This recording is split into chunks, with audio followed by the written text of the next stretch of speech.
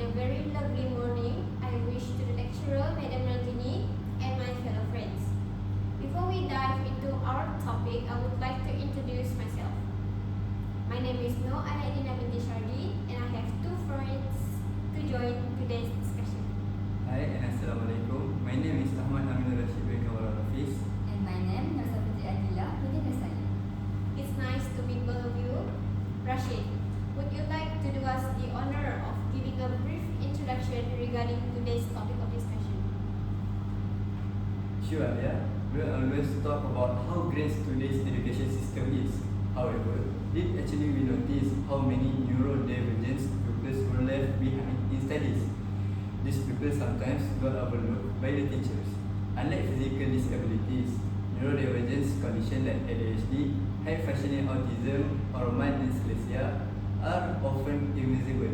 A teacher might simply see a student who is lazy, daydreaming, or misbehaving without realizing their brain is processing information differently.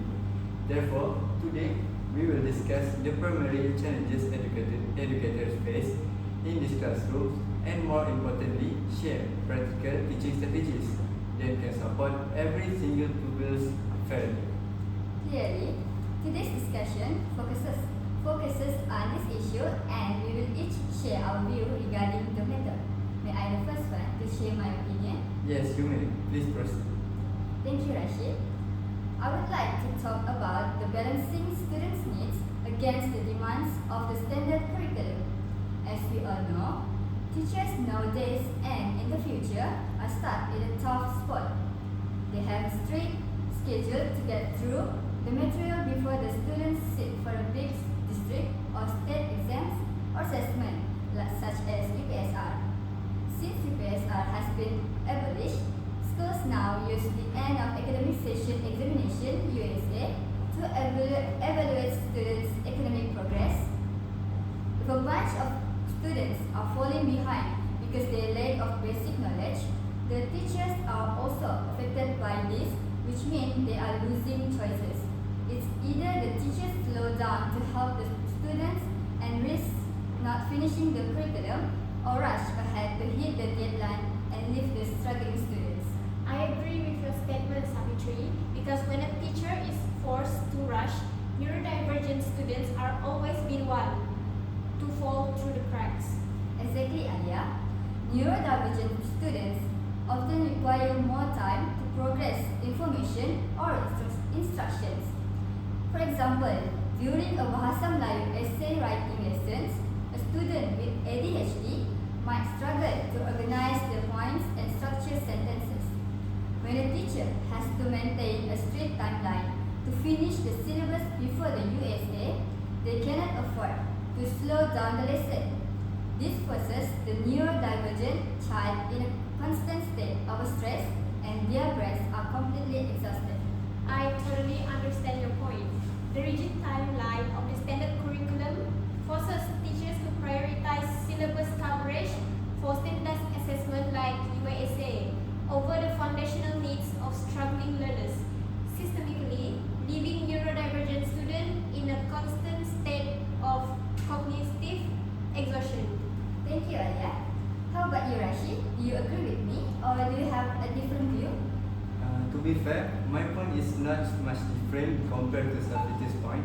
From my point of view, teachers struggle to find a balance between the fast-paced, directly interaction needed to finish the syllabus for regular students and the highly visual, step-by-step scaffoldings required by neurodivergent pupils.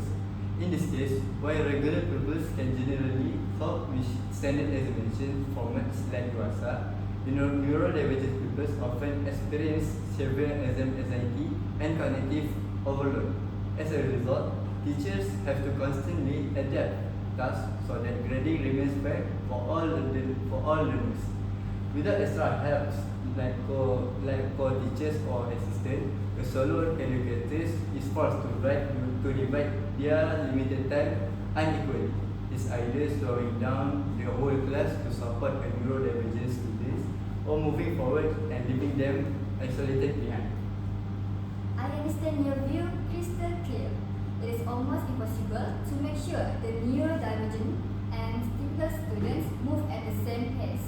I agree. When curriculum prioritizes speed over understanding, equity becomes impossible to achieve. Indeed, balancing regular and neurodivergent pupils in a single classroom actually requires shifting from a reactive approach. We need to stop waiting for neurodivergent kids to fail before we try to help them. Teachers actually should design lessons from the very beginning so that every kid can learn in their own way. From Rashid's perspective, I understand that the challenge is that a single teacher cannot rush to finish the syllabus for regular students while also slowing down to help the neurodivergent kids, leaving them forced to choose which group of students to leave behind. Yes, absolutely, Safitri. That's what I'm talking about. How about you, Ali? I absolutely agree with both of your opinion. However, from my perspective, I've noticed that most of these obstacles are related to the teacher's lack of specialized skills because teachers are not actually trained in grade science or special education. Hence, they lack the practical skills to handle neurodivergent pupils plus the time pressure, forcing them to rely on stressful guessings rather than real solutions. Significantly, we are seeing an increasing number of neurodivergent pupils in our classroom year by year, to the point that special need classes such as PPKI might not keep up with the demand in the future. This problem is noticeable to me since I have an autistic cousin and I can see firsthand by my own observation that even the mother struggles to teach her own child basic cognitive skills. Now, imagine in a school setting. If a parent who knows and loves their child perfectly struggles to teach them one-on-one, how can we expect a single general educator who has zero specialized training in neuropedagogy to successfully teach multiple neurodivergent pupils at the same time in an overcrowded classroom? Yes, that is true, because teachers are not trained in cognitive science, so they are left to rely on intuitive guessing, which makes handling the USA time pressure and managing the class almost impossible. Without that scientific foundation, teachers are essentially flying blind in an overcrowded classroom. This is exactly why we need a structured frameworks like flexible ties and curriculum. Exactly. Teachers are expected to manage complex needs like ADHD or high functional autism all at once, but standard university programs only teach basic lesson planning. Despite this, teachers are taught what to teach based on their major subjects and how to teach regular kids based on the standard pedagogy. But they aren't given the actual tools to understand how a neurodivergent brain works to make sure the lesson can be processed by neurodivergent pupils. But there's nothing to worry about since we will discuss strategies on how to overcome these obstacles right after this. What's a great point, Alia? Now that we have identified these massive challenges, we can now move on to the most important part of our discussion. We will now dive into the strategies and solutions we can use to support all students equitably. Safitri, how about you share your idea first? Sure. In my opinion, one of many approaches that we could turn into practice is encourage the students to self-regulate during the lessons to teach them emotional management. With this approach, we can support functional neurodivergent students to remain focused during school time. I believe teaching mindful techniques, breathing exercise, and brain breaks can help the neurodivergent student manage emotions and reduce stress since they can get overwhelmed when receiving too much information at a time. For example, teachers can prepare a calm corner at a classroom designed with soothing elements to allow students to self-regulate and take a break before turning to tasks, thus promoting a positive emotional state for learning. You spot on about that. Self-regulation tools do not slow down the curriculum, but they optimize the pupils' efficiency to meet the curriculum standard. To be clear, a student with ADHD might spend 20 minutes staring blankly at a page in a state of cognitive exhaustion and not processing any information given to them, while a strategic 3 minutes break helps them to reset their focus, allowing them to complete the remaining lessons with high productivity. Exactly, Alia. How about you, Rashid? Do you mind sharing your ideas? Actually, I have read somewhere about a framework known as Universal Design or Design for Learning, or to be called UDL. This framework could work as a great strategy to create one flexible lesson architecture that serves both regular and neurodivergent pupils simultaneously. At its core, UDL operates on the principle that what is necessary for special needs learners is actually good for all learners. Instead of treating differentiation as an afterthought or extra paperwork, UDL sets flexibility directly into the lesson design through three main pillars, which is engagement, representation, and expression. Undoubtedly, if teachers have to custom make a visual guide for a neurodivergent student during the middle of the frantic lesson, teachers might lose control of the room. Alternatively, visual scaffolding must be built directly into the classroom environment. For example, teachers can create a standard usable visual template on the walls or laminates on desks, such as Center's building block chart. This method actually could work as permanent visual anchors for pupils and help them to not be out of track compared to ordinary pupils. I totally get your point, Rashid. This approach shifts the teacher's role from a reactive crisis manager to a proactive facilitator. By normalizing these visual templates for the entire class, we also remove the social stigma, like neurodivergent children won't feel isolated or different for using them, while typical students can utilize them to elevate their own writing structures. Ultimately, these permanent visual anchors for pupils ensure they do not lose their track compared to ordinary pupils, allowing the lesson to move forward seamlessly without sacrificing academic precision. Well said, Rashid. I can see that this might be a useful approach. How about you, Alia? As my point earlier, teachers are trained in what to teach, but not necessarily how to understand diverse brain process information. When we look at the physical classroom environment, this gap becomes very obvious. A classroom that is a chaotic explosion of bright posters and hanging decorations can trigger intense sensory overload in an autistic child or a student with ADHD. This pushes their nervous system into a fight or flight state. On the contrary, a complete sterile, bare white classroom offers zero visual anchors and can lead to understimulation, causing them to drift off or lose focus entirely. A sensory balanced classroom is the perfect strategy to keep both ordinary and neurodivergent minds regulated without making a lesson bore them. To be clear, instead of plastering the wall with bright primary colors, how about we shift the classroom visual baseline to allow a low arousal environment? This helps teachers to use the color strategically instead of decoratively. I actually agree with that. Actually, keeping 70% of the wall space neutral or muted can actually lower cortisol levels and reduce visual static in the brain. Teachers can use bright colors only when they want to direct intense cognitive focus. That's right, Rashid. I would like to add about managing visual and auditory noises.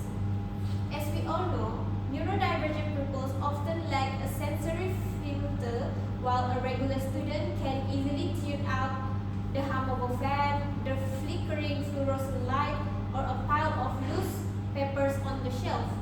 This could lead to rapid cognitive exhaustion among neurodivergent pupils.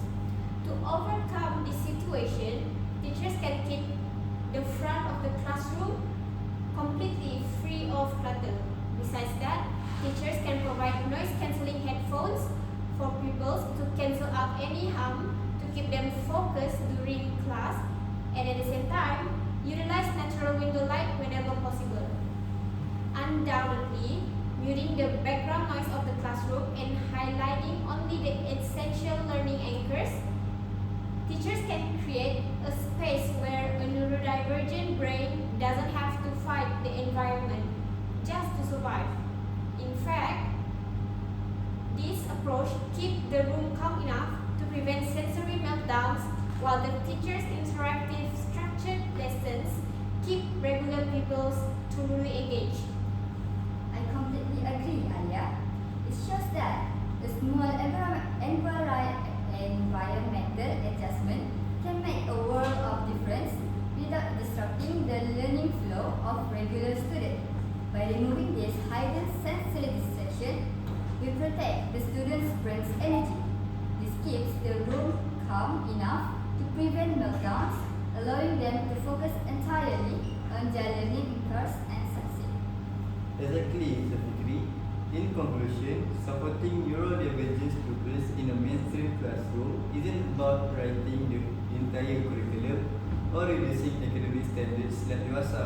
Instead, it's about shifting our approach from reactive guessing to proactive design, whether through emotional self-regulation, structural frameworks like UDL, or a sensory balanced classroom environment. Well said, everyone. When we bridge the gap between pedagogy and neuro-awareness, we create a classroom where equity is no longer an afterthought, but a foundational standard. A teacher shouldn't have to choose which group of students to leave behind. By implementing these practical strategies, we can ensure that both typical and neurodivergent minds don't just survive, but they truly thrive. How about we recall back the points that we have discussed, starting with challenges. Our first point about the challenge in balancing pupils' needs against the demands of the standard curriculum. And our second point is teachers' challenge in balancing regular and neurodivergent pupils in a single classroom. And the third point is teachers' lack of specialized skills. Thank you, everyone. Before we move on to the strategies and solution, let's take a moment to look back at the massive hurdles we've just laid out. It's clear that we are looking at this crisis from three very distinct yet interconnected angles. You are right, Alia. From my point of view, the core issue is balancing student needs against the demands of the standard curriculum. When the teachers are bound by strict deadlines to finish the syllabus for standardized assessment like USA, speed replaces understanding. Because neurodivergent students often need more time to process instructions, this fast pace pushes them straight into cognitive exhaustion. Exactly, Safikri. And my perspective builds directly onto that. The challenge I see is balancing regular and neurodivergent pupils in a single classroom. It forces teachers to make an unfair choice, whether slow down the whole class or actually move forward and leave vulnerable students as isolated. Which brings us to the root cause from my perspective, the lack of specialized training in neuropedagogy. Standard university programs prepare teachers what to teach, but they don't give them the tools to understand how neurodivergent brain operates. When you throw zero specialized training into an overcrowded, sensory-heavy classroom, teachers are left to rely on stressful, intuitive guessing. Beautiful summarize. So, the system demands speed, the solo teacher lacks the hand to divide their time, and the training doesn't provide the tools to handle the reality of the classroom. Precisely. It's a systemic loop where equity becomes almost impossible to achieve unless we change our approach. Now that we have clearly mapped out these challenges, let's pivot to how we can actually solve them.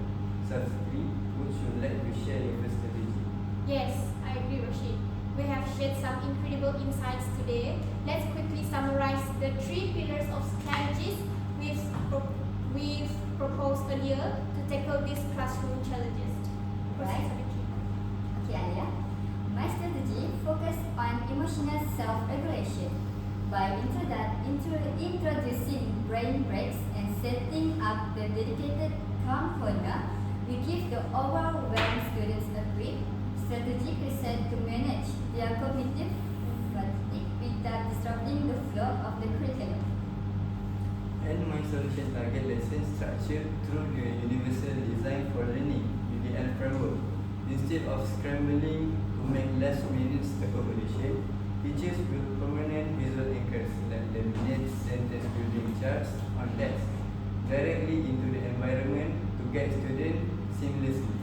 Which ties perfectly into my strategy of creating a sensory balanced environment by shifting the classroom to a low arousal baseline, keeping 70% of the walls neutral, and eliminating auditory and visual clutter. We could ensure that a neurodivergent brain doesn't have to constantly fight its physical surroundings just to survive. It's amazing how these 3 ideas connect. We move from the regulating the students' internal emotions to structuring the lesson architect and finally balancing the physical space itself.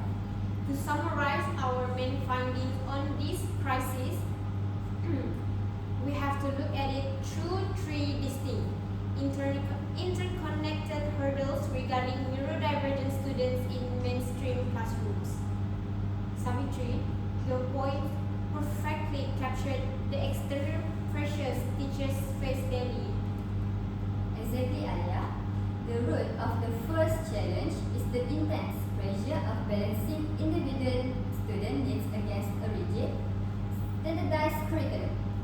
Teachers are bound to strict deadlines to finish the massive syllabus before the major assessment, like the end of academic session examination, which is UASA, because the neurodivergent students, like those with ADHD or dyslexia, often require more time to process instructions. This relentless pace completely bypasses with deep understanding. It forces these students into a constant state of cognitive exhaustion. And my perspective builds directly onto that structural timeline. When you have a single educator in a mainstream classroom, they face the monumental task of balancing fast-paced direct interaction for neurotypical students alongside the highly visual step-by-step scaffolding that neurodivergent pupils need to survive. Without a co-teacher or assistant, a solo educator is forced to make an unfair reactive choice. Whether do they need to slow down the entire class to support one struggling student, or actually they need to push forward to meet curriculum deadlines and leave vulnerable learners completely isolated. Which ultimately brings us to the third hurdle, the lack of specialized training in neuropedagogy among general educators. Standard university programs teach educators what to teach based on their major subjects and how to manage regular lesson planning, but they don't give them the specific tools to understand how a neurodivergent brain operates. Yes, when you throw zero specialized training into an overcrowded, sensory-heavy classroom, teachers are left to rely on stressful intuitive guessings rather than real and science-based solutions. Thankfully, we are not just identifying the problems. We have mapped out 3 practical pillars of strategies to fix this system. My proposed solution focuses heavily on emotional self-regulation. By proactively teaching mindfulness, briefing exercise, and implementing strategic brain breaks, we can optimize a student's focus. By designing a dedicated soothing calm corner, gives an a 3-minute mental reset to manage cognitive fatigue, allowing them to return to tasks with high productivity without disrupting the rest of the curriculum. My strategy targets the lesson architecture itself through the Universal Design for Learning or UDL framework. Instead of treating accommodation as an afterthought or extra paperwork, UDL builds flexibility directly into the environment by establishing permanent visual anchors like reusable laminate centers building block charts on desks or walls. Teachers don't have to lose control of the room trying to custom make guides mid-lesson. It's normalized the visual tools for the whole class which is completely remove the social stigma for neurodivergent kids while simultaneously helping typical students elevate their own work structure. And this ties perfectly into my strategy of creating a sensory balanced environment. Right now, chaotic explosions of bright posters can trigger a fight or flight response in autistic or ADHD students, while sterile white walls offer zero stimulation. We recommend shifting classroom to a low arousal baseline, keeping 70% of the wall space neutral or muted to naturally lower cortisol levels. Furthermore, teachers should eliminate visual and auditory clutter by keeping the front of the room completely clear, utilizing natural light, and providing noise-cancelling headphones to block out distracting background hums like fans and flickering lights. It's incredible how these 3 ideas connect seamlessly. We move from regulating the students' internal emotions to structuring the lessons architect and finally balancing the physical space itself. Precisely. Supporting neurodivergent pupils in a mainstream classroom isn't about writing textbook or lowering academic standards like DUASA itself. It's about shifting our entire educational approach from reactive crisis management to proactive design. Well said, well said. When we bridge the gap between pedagogy and neuro-awareness, equity is no longer an afterthought. It becomes the foundational standard. By implementing these practical tools, we ensure a teacher never has to choose which group of students to leave behind, allowing both typical and neurodivergent minds to truly thrive. Exactly, Alia. None of these strategies actually require rewriting the textbook. Once again, they just change how the classroom breathes. Now, I think it's time for us to wrap it up. And for that, this signals our end of discussion. Thank you to Madam Ranjini and all our friends for listening. We hope today's discussion shed light on how we can build a more